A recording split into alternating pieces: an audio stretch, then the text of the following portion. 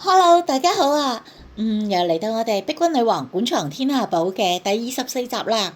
今日館藏天下寶講咩呢？冇錯啦，大家見到呢個盒呢，好特別啊！呢個盒係布達拉宮嘅嚟自布達拉宮嘅首飾盒嚟嘅。你見到呢，佢真係一個天圓地方嘅design 嚟，話俾大家聽嚇。係咯，就講俾大家聽，真真正正地球上嘅規矩係天圓地方嘅規矩啊。好，跟住然之後嗱，睇啦，一陣再講俾大家聽布達拉宮嘅故事嚇。咁嗱，呢一個咧就係喺布達拉宮嚟嘅一條首飾啊。非常之貴啊嚇！呢個首飾其實真係非常之貴，亦都非常之矜貴，因為咧呢一個係藍山嘅赤玉嚟㗎，呢一個呢啲叫埤土啊，即係心心啦。咁嗱，然之後你見到佢有好多金珠仔啦，然之後咧有呢啲蜜蠟啦，呢啲蜜蠟啦，係真嘅，全部都係，然之後珍珠啦。咁咧就係咯，呢一個咧就一個相當矜貴嘅手鏈，咁呢個埤土仔，咁啊深深，然之後呢啲咧係鑲滿寶石㗎嚇嗱，呢一個金珠仔鑲滿寶石嘅，咁呢條手鏈咧我好中意啊，咁一見到已經好中意啦，係啦嗱，大家睇下我戴上嚟俾你大家睇，非常靚嚇，你睇下呢條手鏈仔，係咪好靚係咪啊嗱？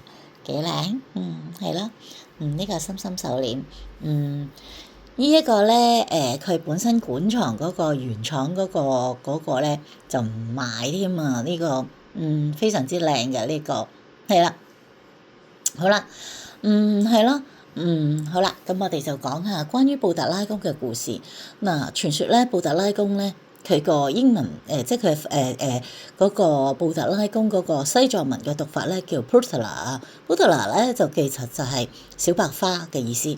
小白花咧就即係話咧係觀世音啊，觀世音菩薩嘅名嚟嘅。觀世音菩薩咧就其實係叫 Putala。跟住咧，觀世音菩薩咧就係長住喺布達拉宮嘅嚇，係傳說啊，佢長住喺布達拉宮嘅。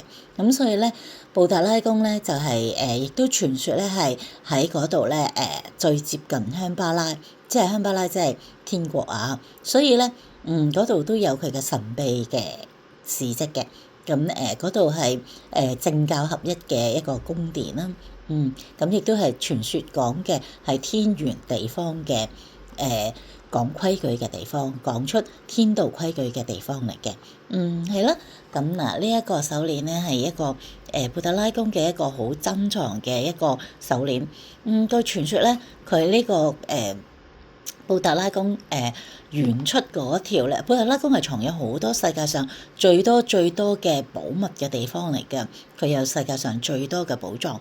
咁咧，而呢一條手鏈咧，據傳啦，佢哋網上講咧，價值都去到七位數字嘅，呢條手鏈價值7位數字，知唔知道？非常之昂貴啊！好啦，好啦，今日我就分享大家睇呢個手鏈啦，好，拜拜。